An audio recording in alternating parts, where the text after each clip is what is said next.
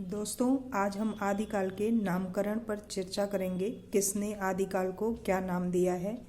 हालांकि हिंदी साहित्य में आदिकाल सबसे नामकरण के संबंध में सबसे ज़्यादा विवादित रहा है, क्योंकि इसको बहुत सारे विद्वानों ने अलग अलग नाम से अभिहित किया है, जिनमें कुछ विद्वानों के यहाँ हम नामकरण देख लेते हैं, फिर उनके बाद उसको ट्रिक से याद करने की कोशिश करते हैं। और हिंदी साहित्य के आदिकाल का एक सर्वमान्य नामकरण आदिकाल जो हजारी प्रसाद द्विवेदी ने दिया था मान्य है, और अन्य विद्वानों ने क्या क्या नाम दिए हैं इसको हम ट्रिक के माध्यम से याद करेंगे। पहले ऐसे ही देख लेते हैं किसने क्या क्या नामकरण किया है। चारण काल ग्रियर्सन ने, हिंदी साहित्य के आदिकाल को चारण काल नाम जॉर्ज ग्रियर्सन ने दिया है। आरंभिक काल मिश्र बंधुओं ने दिया है। आदिकाल हजारी प्रसाद द्विवेदी और रमाशंकर शुक्ल रसाल ने दिया है। संधि काल एवं चारण काल राम कुमार वर्मा ने। सिद्ध सामंत युग राहुल सांकृत्यायन ने। वीर काल विश्वनाथ प्रसाद मिश्र ने।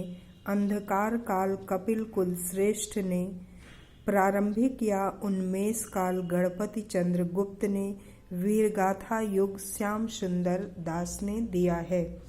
अब इन्हीं नामों को हम ट्रिक के माध्यम से भी याद करते हैं। चारण काल जॉर्ज ग्रियर्सन का जो दिया हुआ नाम है, इसको हम कैसे याद करेंगे। चरण में गिरो, चरण अर्थात चारण काल, गिरो अर्थात ग्रियर्सन। दूसरा नामकरण है हमारा आरंभिक काल मिश्र बंधुओं ने जो दिया है नाम। आरंभ मिश्र लोग करते हैं।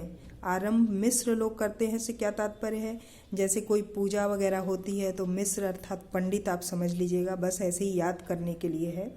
तो मिश्र लोग अर्थात पंडित करते हैं। कोई पूजा पाठ होता है तो पहले गणपति बप्पा का नाम लिया जाता है, फिर पंडित जी लोग ये आरंभ करवाते हैं। फिर तीसरा नामकरण है आदिकाल जो सर्वमान्य मत भी है। आदिकाल हजारी प्रसाद द्विवेदी और रमाशंकर शुक्ल रसाल का दिया हुआ नाम है, तो इसको कैसे याद करेंगे। आदि में हजार रस है। आदि अर्थात पुराना, तो आदि से आप क्या समझेंगे। आदिकाल हजार से हजारी प्रसाद द्विवेदी और रस से रमाशंकर शुक्ल रसाल, ये बस समझने के लिए आपको है। संधि काल एवं चारण काल जो राम कुमार वर्मा जी का दिया हुआ नाम है, इसको याद करने के लिए हम देखेंगे। संधि के लिए चरण में राम के, संधि मतलब जुड़ना होता है। संधि आप हिंदी साहित्य में भी पढ़ते होंगे, व्याकरण में संधि। तो संधि के लिए चरण में राम के अर्थात अगर आपको संधि करनी है, जुड़ना है, तो आजकल जुड़ना बहुत कठिन काम हो गया है ना, तो इसके लिए राम के चरण में गिरो या जाओ। तो संधि अर्थात संधि काल, चरण अर्थात चारण काल और राम के अर्थात राम कुमार वर्मा। अब आपका पांचवा नामकरण है सिद्ध सामंत काल राहुल सांकृत्यायन। सिद्धि के लिए राहु से दूर रहें। अगर आपको सिद्धि प्राप्त करनी है तो किससे दूर रहें, राहु से। तो सिद्धि अर्थात सिद्ध सामंत काल और राहु अर्थात राहुल सांकृत्यायन। इसके बाद है वीर काल विश्वनाथ प्रसाद मिश्र का दिया हुआ नाम है।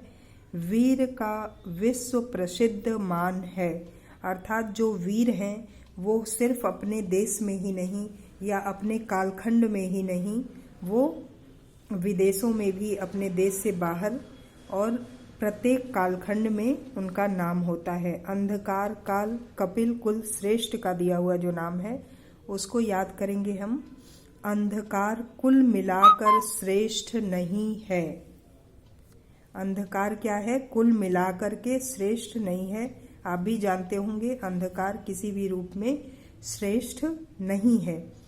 तो अंधकार काल, अंधकार से अंधकार काल, कुल मिलाकर श्रेष्ठ से कपिल कुल श्रेष्ठ हो जाएगा। अब प्रारंभिक या उन्मेष काल गणपति चंद्र गुप्त। तो इसको याद करेंगे। प्रारंभ में उन्मेष करो गणपति का। किसी भी चीज़ का हम आरंभ करते हैं, कोई पूजा पाठ वगैरह होता है या कोई एग्ज़ाम में भी एग्ज़ाम देने आप लोग जाते होंगे तो गणपति बप्पा का नाम लेते होंगे।